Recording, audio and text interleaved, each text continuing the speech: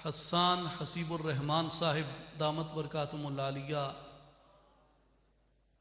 हज़रत पीर नूरुल हक कादरी साहब दामत बरकातुहुल आलिया और तमाम काबिल एहतराम मशाइख़ इज़्ज़ाम, अस्सलामु अलैकुम व रहमतुल्लाहि व बरकातुहू।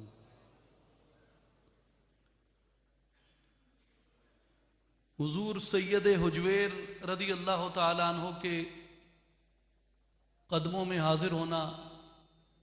हमारे लिए सादत है। यहाँ हम अपनी हिस्से की खैरात पाने आते हैं। कुछ बयान करना और कुछ कहना ये भी सादत है कि अगर हम कलमा खैर हुजूर सैयद हजवेर के कुर्ब में कहें तो शायद इसमें हमारे कुलूब को शिफा हो जाए, हमारे नुफूस का तज़किया हो जाए, हमारे सीने रोशन हो जाएं। और जहां तक इस मौजू का ताल्लुक है जिसके लिए खानकाह आलिया नक्शबंदिया ईदगाह शरीफ की तरफ से इस महफिल का एहतमाम किया गया, उससे हमारी जिस्मानी, फिक्री और रूहानी खुराक वाबस्ता है और उसका अहया वाबस्ता है।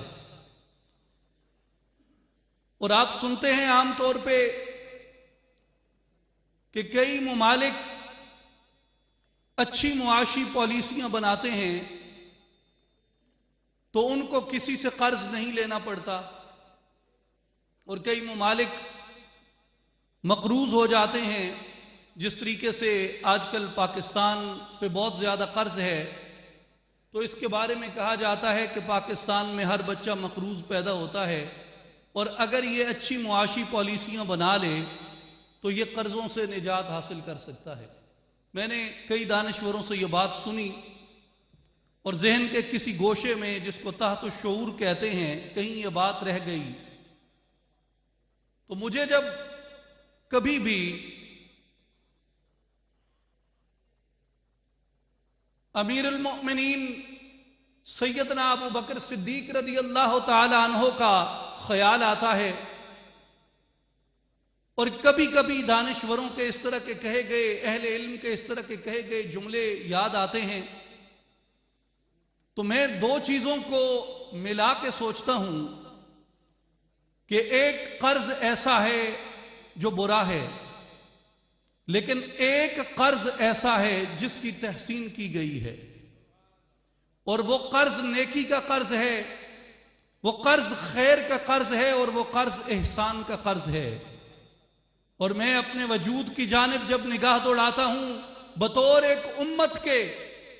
सरकार दो आलम सल्लल्लाहु अलैहि वसल्लम की रफाकत मुबारक से लेकर आज के दिन तक इन 1442 बरसों के अंदर, 1452 बरसों के अंदर, और बतौर उम्मत के, और जब मैं बतौर फर्द के अपनी विलादत से लेके अपनी कब्र तक देखता हूं, अपनी चोटी के बालों से लेके अपने पांव के तलवों तक देखता हूं, तो मैं इस उम्मत को इसकी इब्तदा से आज तक और अपने आप को अपनी विलादत से लेके अपनी कब्र तक सैयदना सिद्दीक अकबर का मकरूज पाता हूं। अगर मैं हिदायत पे हूं, अगर मैं ला इलाहा इल्लल्लाह मुहम्मदुर रसूलुल्लाह पढ़ रहा हूं, अगर मुझ तक कुरान महफूज पहुंचा है, अगर मैं अपने बच्चों को गोद में उठा के इल्लल्लाह की लोरी देता हूं, कुरान की तिलावत करता हूं, बच्चा मेरा पैदा होता है तो उसके कान में जाके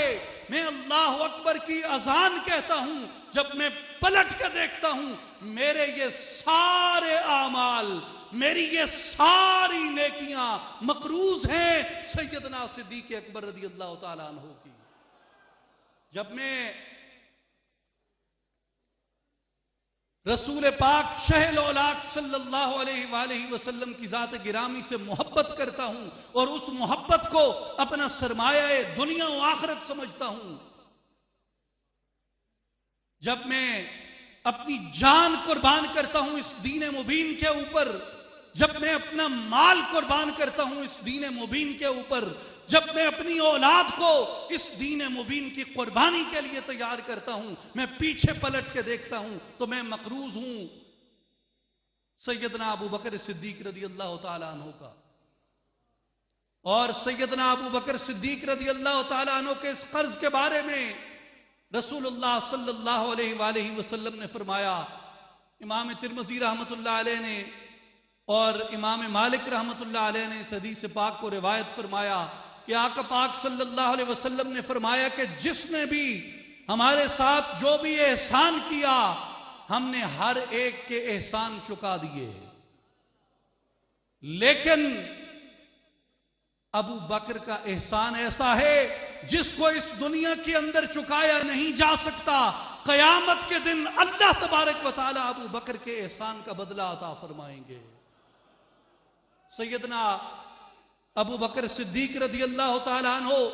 इस उम्मत के मुअल्लिम हैं, और जो हिदायत,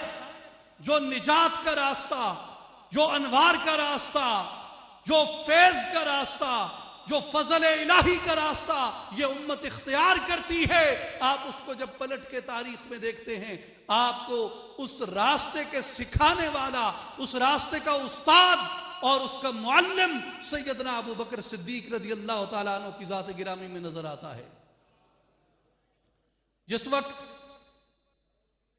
जान कुर्बान करने की बारी आती है तो मुझे गारे सौर के अंदर सांप की बिल पे अपना पांव रखे सैयदना सिद्दीक अकबर याद आते हैं। जब हुजूर के दीन के लिए माल कुर्बान करने की बारी आती है तो अपना कुल सरमाया समेट के हुजूर की बारगाह में आते हुए मुझे सैयदना सिद्दीक अकबर नजर आते हैं। और जब अपनी औलाद को हुजूर के दीन के लिए कुर्बान करने की तरबियत की बारी आती है तो मुझे ये मालूम होता है कि बेटा आके कहता है, अब्बा जान फलां मार्के के अंदर आप मेरी तलवार की जद में आ गए, लेकिन मैंने आपको बाप के एहतराम में छोड़ दिया। सैयदना सिद्दीक अकबर जवाब में फरमाते हैं कि तू मेरी तलवार की जद में अगर आ जाता तो मैं मुस्तफा के दीन की खातिर अपनी तलवार को पीछे ना हटाता। और जब मुझे इस्लाम के निजाम की बका के लिए वो फितने जा बजा नजर आते हैं और मैं अपने आप में ये तहर्रुक और ये हौसला महसूस करता हूं कि इस दीन के एक खादिम, एक कारकुन के तौर पे मैं उठ खड़ा हूं, तो मुझे उसका रोल मॉडल सैयदना सिद्दीक अकबर रज़ी अल्लाह तआला अन्हु की जात गिरामी में नजर आता है। और जब खत्म नबुव्वत के मुनकरीन और उसके झूठे दाई और उस पे डाका जनी करने वाले जब उठते हैं तो मुझे जो करेज, मुझे जो हौसला, मुझे जो हिम्मत अता करता है रोल मॉडल, वो सैयदना अबू बकर सिद्दीक रज़ी अल्लाह तआला अन्हु का रोल मॉडल वो करेज देता है। इसलिए बिला शक व शुबा सैयदना अबू बकर सिद्दीक रज़ी अल्लाह तआला अन्हु की जात गिरामी मेरे बचपन से लेके मेरी कब्र तक, मेरे आगाज से मेरे अंजाम तक, मेरी इब्तदा से मेरी इंतहा तक, मेरे सर से मेरे कदम तक अगर मेरे लिए रहनुमाई का कोई मंबा है तो वो सैयदना सिद्दीक अकबर की जात गिरामी है। जिस तरफ हजरत पीर नूरुल हक कादरी साहब ने इशारा किया कि आज ये बदकिस्मती है कि बाज लोग ऐसे मुआजनों के अंदर मुब्तला हो गए जिन मुआजनों का असल से, उसूल से क्या ताल्लुक होना है, उनके जरिए उल्टा हमारे ईमानियात के अंदर तशकीक पैदा हो रही है। और यही बात हजरत अल्लामा इकबाल रहमतुल्लाह अलैह ने फरमाई थी, ए के नशनासी खफीरा अज जली होशियार बाश, ए गिरफ्तारे अबू बकरो अली होशियार बाश। मेरे भाइयों और बुजुर्गों, सैयदना अबू बकर सिद्दीक रज़ी अल्लाह तआला अन्हु हमारे लिए अनवार का मंबा है और हमारे लिए फयूज व बरक़ात का मंबा है और हमारे लिए वो दिन और वो लम्हा खुशकिस्मती का लम्हा होता है जब हम उनकी जाते गिरामी को याद करते हैं, और जब तक हमारे दामन